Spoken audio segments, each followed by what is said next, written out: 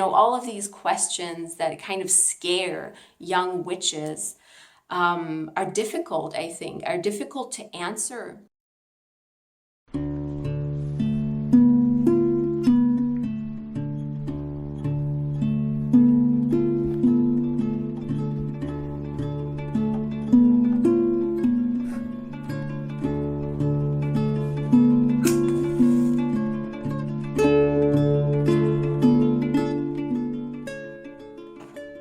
Hey my souls, thank you for joining me for this video about Harmony Nice's book Wicca. I've already done a video review of this book, but because it is a beginner book and a lot of people kind of criticize that about it, I wanted to address some points in the book that I found particularly interesting because I don't think it only has beginner stuff. It has some parts that do allude to something bigger and to more advanced witchcraft and more advanced belief systems. And even though she doesn't go full depth into it, I still wanted to dedicate a video to those deeper parts of the book that came to my attention at least. My name is Anya Esma and I am not a Wiccan. I want to make that clear, just like with every video that I review Wiccan books in. I am a solitary eclectic witch, as many others, and that is why my perspective is going to be a little bit different than that of a traditional Wiccan, let's say. If you want to look at more of my book reviews, I'm going to link some of them below. So let us talk about the depths of this book and the more interesting aspects of it, basically, that go a little bit beyond beginner level. The first position that I want to talk about is when she says that good belief systems encourage you to better yourself rather than to operate on a basis of fear. Now, this is kind of a basic thought, but I feel like a very, very important one, especially for those of us who may come from Christian belief or any other institutionalized religion will know that the fear of punishment is one of the main things that institutionalized religious communities use in order to keep you in line. So rather than encouraging you to better yourself and at the same time accept how the universe works and using this to your advantage, they make you scared. And that is why you try to be a good person and you try to be kind to one another. Now, we have all seen that this does not always work out because as soon as it extends past the institution of that religion, oftentimes that mindset of compassion and of love and of, taking care of your neighbor, community gets thrown out of the window. Now, I don't want to spend too much time rambling about this because it is a little bit of a hot topic, I would say, but I found it interesting that she specifically said that good belief systems encourage you to better yourself rather than making you afraid of getting punished for your acts. Now, she doesn't get into Christianity or into any sort of institutionalized religion. I want to make that clear. That is my perspective on it, but that is sort of what that point made me think of. Now, another thing that she mentions very briefly, I think, that I found interesting is to use your 5 senses for magic. I feel like it goes a bit beyond the basics of spellcraft, the basics of celebrating the 8 Sabbats.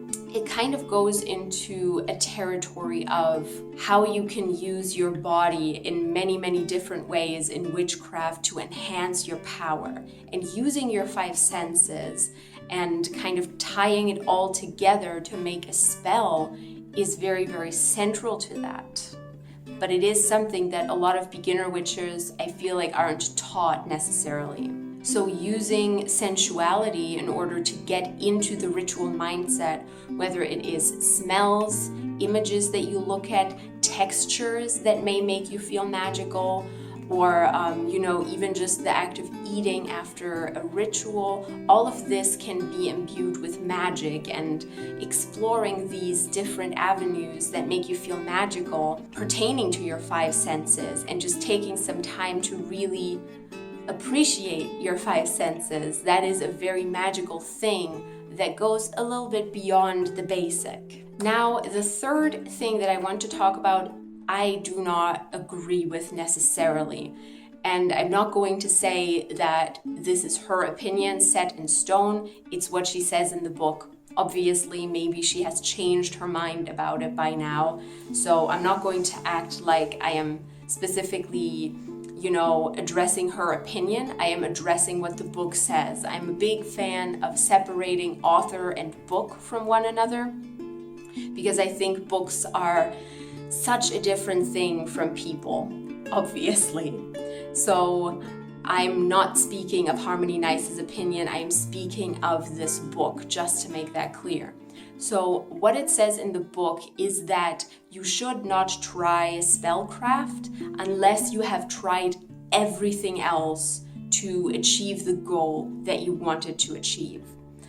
Now, the reason why I do not agree with this is because, to me, spellcraft is a very important tool to set an intention and to eradicate blockages that you may have, obstacles in your mind, obstacles in your psyche that keep you from manifesting or from reaching that goal that you are seeking to reach with the spell. Now, granted, if you do a spell, don't just wait for it to take effect. You should do everything you have to do in the physical realm to make it happen. So if you want to make a lot of money, you can cast a money spell, but you should still be looking for a job. You know what I mean? So I think that it is only in this combination that magic and sorcery and spellcraft can take their full effect. So I do not agree that you have to have tried everything. Like, you have to have applied to 30 jobs and be denied by all of them, and then you are allowed to cast a spell for money. I do not think that that is a necessity. You don't have to go through pain or through hardship in order to allow yourself to cast a spell afterwards. You can do it right at the beginning. When you have a new idea for a business or a thing that you want to create, or a friendship, or I don't know, attracting money into your life or attracting new people into your life, then you can do that right at the beginning of your path. A spell could be the first thing you do, but it should never be the only thing you do. Now, one concept that I absolutely adore in her book and in her mindset in general is the idea that this isn't it.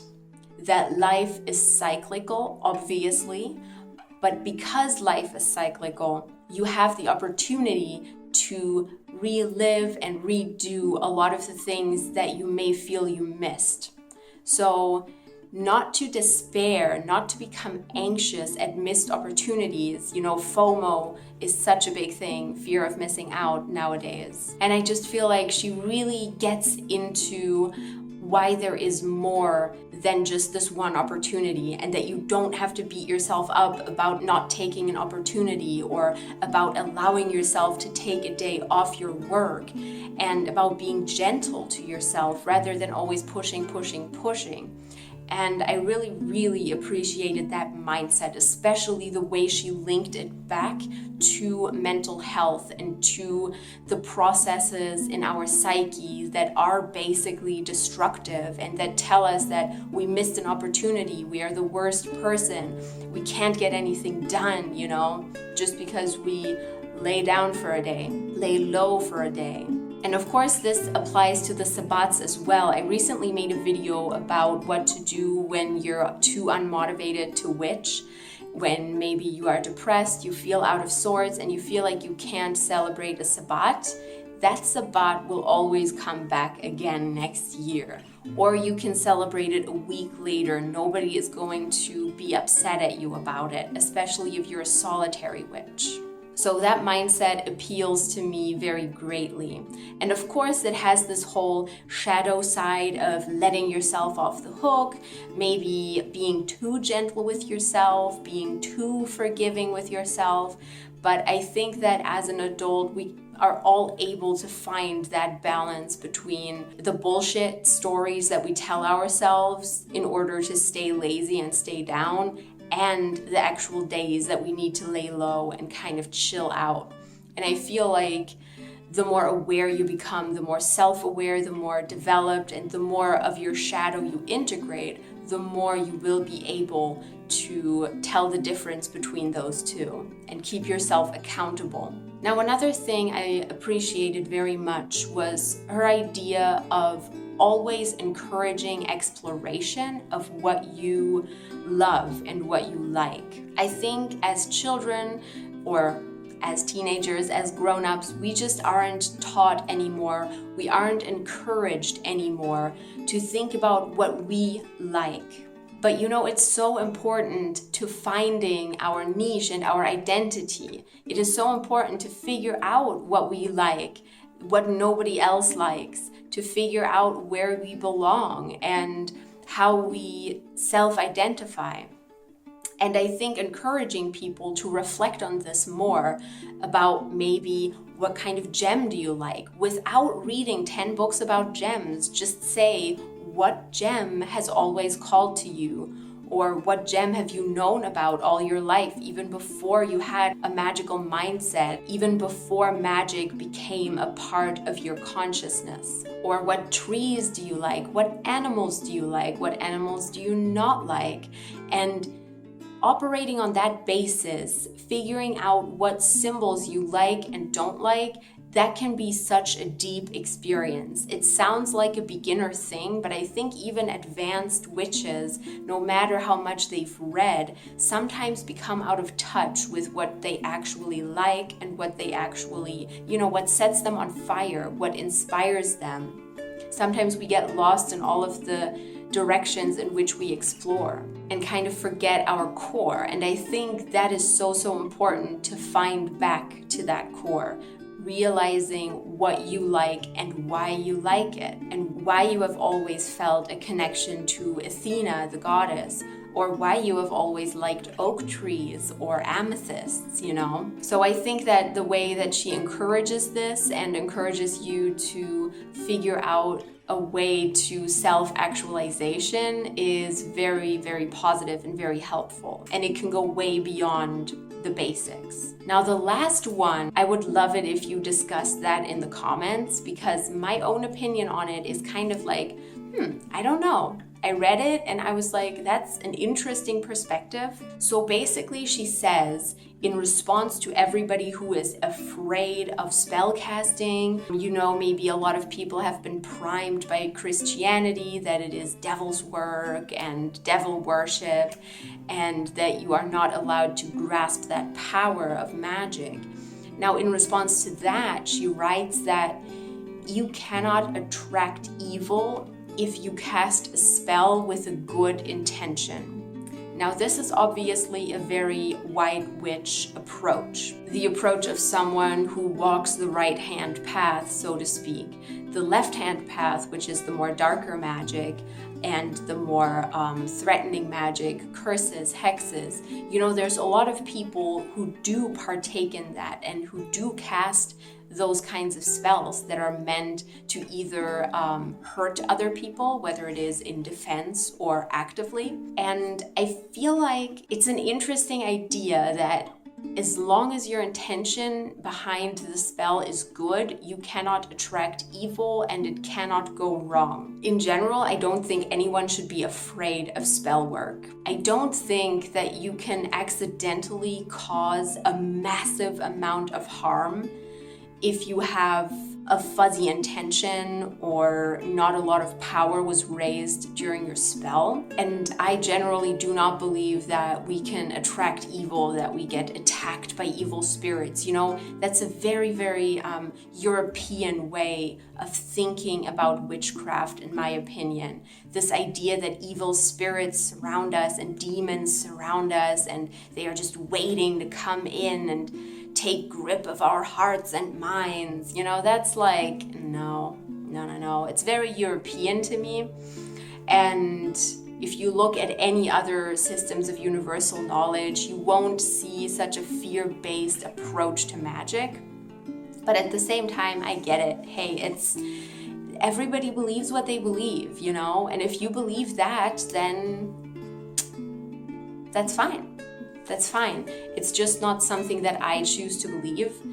And that is why I find it such an interesting question, because it is kind of a merger between belief and logic.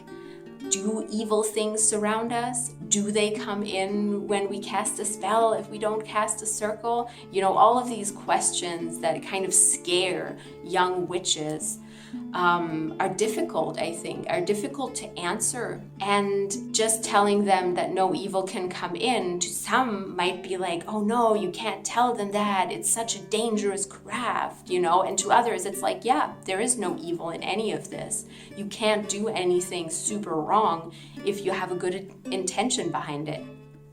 So as you can see by my rambling, I am not quite developed on this thought process myself.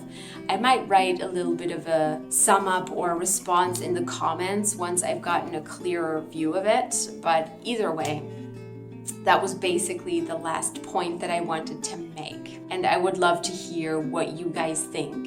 Now, before we end this and part ways, I want to tell you that I recently had an interview with Azura Dragonfeather that is up on her channel now. I will link it below and you can watch it. It is a very, very long interview of me speaking about my craft, about my beliefs, my practice. So yes, if you're interested in knowing a little bit more about me and about the way I operate in this magical world, then that interview is perfect to watch. Not to mention that Azura is an absolute cupcake of a person. She is lovely. She is one of the kindest people legitimately that I have ever met. I will put links to the other book reviews that I've done down below as well, of this book as well as other books that I've reviewed, and I hope you enjoy them. If you want to dwell on my domain a little longer, that would make me very happy. Go ahead and subscribe if you liked this video. And I also have an Instagram on which I post pretty pictures, as people do on Instagram, witchy content, sometimes tarot spreads, so feel free to follow me there as well. It is simply @anya.esma. So with that, I will leave you today. I'm excited to hear your opinion in the comments, and wishing you lots of love, the greatest of days, the greatest of weeks, and I love you.